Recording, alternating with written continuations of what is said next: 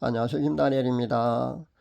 탄핵 정국이 20일 정도가 다 돼가는 것 같습니다. 여전히 친중 종북 좌파들의 광기는요, 아직도 여전히 계속되고 있습니다만은, 이제는 조금씩 그 변화가 보이는 것 같습니다. 며칠 전에 트랙터를 몰고 서울로 진입해서 대통령 관저로 그렇게 몰려가고 있다는 그런 소식을 들을 때만 해도요, 저는 예전에 그 5.18 광주 사태와 같은 그런 폭동이 일어난 줄 알았습니다. 그러니까 시위가 폭동으로 그렇게 확산되는 줄 알았다는 겁니다. 그래서 참 염려스러웠습니다.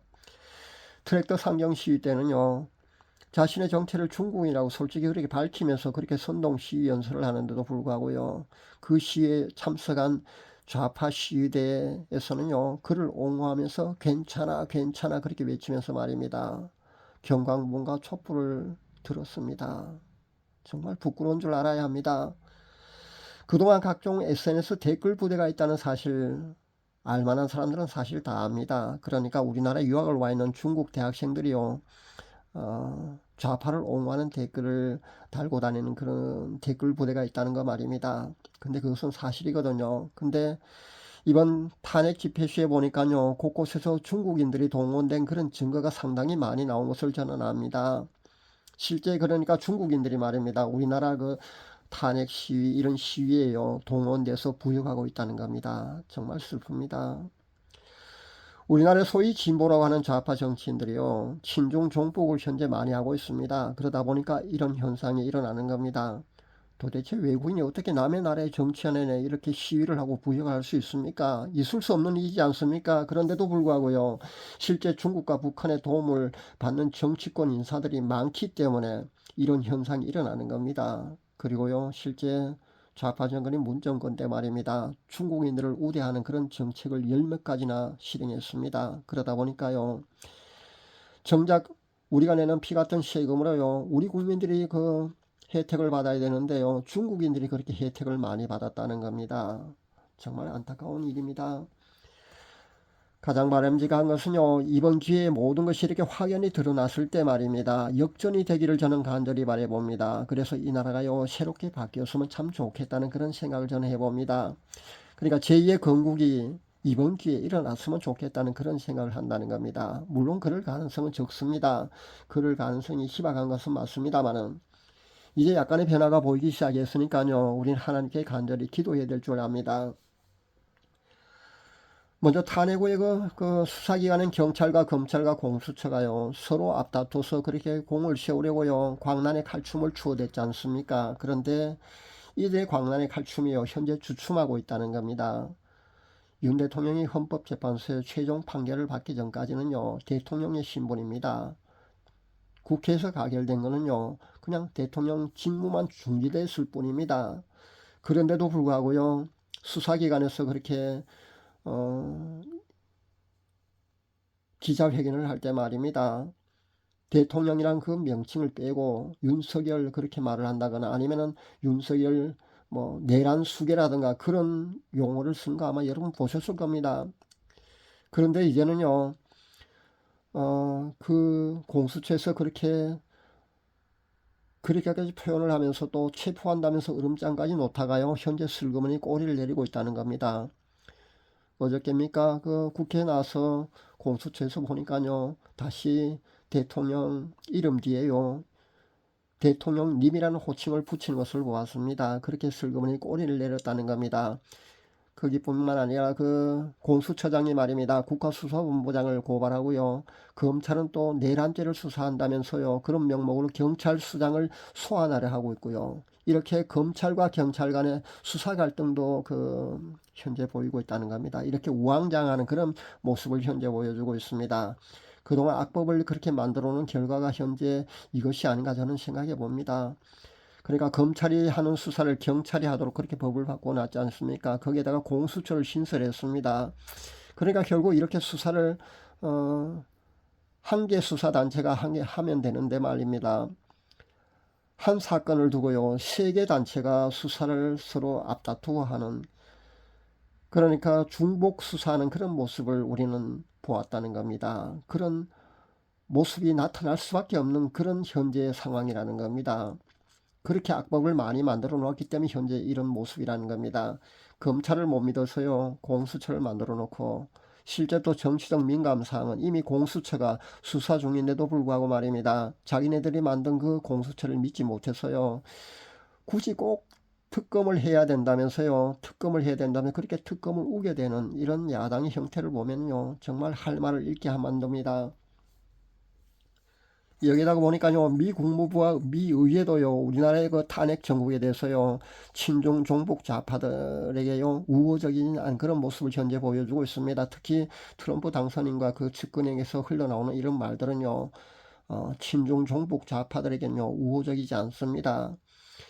윤 대통령 탄핵하고 말입니다. 현재 한덕수 권한대행이 국정을 운영하고 있습니다. 그런데 한덕수 권한대행조차 자기네들 입맛에 맞지 않는다고 해서 현재 탄핵하겠다고 당론을까지 정해냈습니다. 그렇게 추진을 하다가 지금 유보하고 있는 상태입니다. 그렇게 슬쩍이 꼬리를 내렸습니다. 그러나 아마 권한대행이 자기들 협박의 그 말을 듣지 않으면요, 아마 권한대행도 탄핵시킬 겁니다. 그리고 그 다음에 총리가 또 다시 권한대행을 맡게 되면요. 그리고 또 부총리가 그 권한대행 맡으면서 자기네들 입맛에 또 맞지 않으면요. 자기들의 요구 조건을 들어주지 않으면 또 탄핵을 시도할 겁니다. 그러나 이 모든 것들은요. 이렇게 하면 할수록 말입니다. 국민들의 저항이 심상찮다는 것을 저들이 알아야 합니다. 현재 여론조차요. 심상찮게 돌아가고 있다는 것을 아마 저들도 아마 느끼지 않는가 저는 생각을 합니다. 실제 그렇게 돌아가고 있거든요. 현재 여론이 많이요. 윤 대통령 쪽으로 그렇게 기울기 시작했다는 겁니다. 그러니까 탄핵 전과 후에 윤 대통령의 지지도가 확연하게 다르게 나타났다는 겁니다. 탄핵 후에 윤 대통령의 지지도가요 폭등하기 시작했다는 겁니다. 이것은요 보수와 그 중도에서 해도 넘어간다는 그런 공감대가 현재 형성되고 있기 때문이라고 저는 그런 판단을 해봅니다. 지금 다수 야당의 행포로요 현재 행정과 국방과 치안까지 마비된 상태입니다. 거의 무정부 상태라고 해도 됩니다. 그만큼 아주 우리나라는요 심각한 상태입니다. 대통령을 탄핵하고 현재 한덕수 권한대행도요 자기네들 입맛이 맞지 않으면 탄핵하고 또 그 다음 부총리가 권한대행을 이어받게 되면요 그 사람도 자기네들 마음에 들지 않으면 또 탄핵할 겁니다. 결국 그렇게 국무위원회 한 사람도 남아나지 않을 때까지 말입니다. 그렇게 만약에 탄핵한다면요 이게 어디 정치가 무슨 애들 장난도 아니고요 철없는 어린아이 장난도 아니고 말입니다. 이러니까 정치에 대해서 아무것도 모르는 그런 사람들까지도요 이건 아니다 하는 그런 공감대가 현재 형성되고 있지 않나 저는 그런 생각을 해봅니다. 이건 아니다 선을 넘었다는 그런 공감대 말입니다. 모든 국민들이 이제는요 저들의 탄핵 선동에 아마 염증을 느끼고 있는 것이 아닌가 저는 그런 판단을 합니다. 저들이 이렇게 자꾸 이런 탄핵 시도를 자꾸 하면 할수록 아마 여론이요 점점점 자기네들 편이 아니고요 그 대통령 쪽으로 아마 여론이 기울 겁니다. 저는 그런 생각을 합니다. 사실 이들은요 윤 정권 2년 8개월 동안요 탄핵만 자그마치 22번입니까 23번입니까 그렇게 탄핵을 시도했습니다. 미치지 않고서야요 어디 한마을 이장의 마을을 다스리는 것도 아닌데 한 나라를 다스리고 이끌어 나가는 그런 정치인들이요 이런 집단 광기를 부렸어야 되겠습니까? 근데 문제는 말입니다. 이제 이렇게 상황 반전이 보이기 시작하는데 여당의 작태는 참 한심합니다. 현재 여당은요 비대위원장과 원내대표가 당을 이끌고 있습니다. 근데 너무나 나약한 태도를 보이고 있다는 겁니다. 현재 여당은요 8년 전에 그 박근혜 대통령 시절 말입니다. 그때 탄핵을 한번 겪었지 않습니까? 그렇게 나약한 모습을 보여주면은요 안 된다는 것을 그들이 알 텐데도 불구하고 또 그렇게 나약한 모습을 보여주고 있다는 겁니다. 안타까운 것은요 이들의 나약한 모습을 참다 못한 국민들이 현재 일어나고 있다는 겁니다. 국민들이 다시 결집하기 시작했다는 겁니다. 사랑하는 여러분, 우리는 이걸 알아야 합니다. 국민들의 의식만큼요 그 나라의 정치가 행해진다는 것을 여러분 꼭 아시기 바랍니다. 국민들의 의식 수준만요 지금보다 확연히 만약에 높았더라면요 자금의 이 혼란한 정치는요 전국의 현상은요 지금의 사태는요 일어나지도 않았습니다. 많은 국민들이요 민주주의와 공산주의, 자본주의와 사회주의 그 개념조차 명확히 인식하지 못하는 그런 많은 국민들이 있기 이런 현상이 일어나는 겁니다. 그러니까 이런 국민들이 언론의 선전선동에 줏대도 없이 그렇게 선동되는 겁니다. 거짓을 진실로 인식해서요, 시위 현장에 나와서 눈물을 흘리면서 자신이 그 시위에 참가하는 것이요, 애국하는 줄 그렇게 잘못 알고 있다는 겁니다. 그것이 나라를 망치고 있는 줄도 모르고 말입니다. 그렇게 자신이 애국하는 줄 알고요, 경광봉 들고요, 촛불을 들고 그렇게 뛰쳐나오는 겁니다. 그동안 우리는 그렇게 선동에 많이 속아봤지 않습니까? 광우병 선동 같은 거 말입니다. 그 당시에 유모차에 아기를 태우고까지 주부들이, 젊은 주부들이 그 선동에 휩쓸려서요, 시위를 했습니다. 심지어요, 생리자만 차도요, 광우병 걸린다면서요, 책가방을 맨 여중학생, 여중생들까지도요, 그 당시 광우병 선동 시위에 참가했다는 겁니다.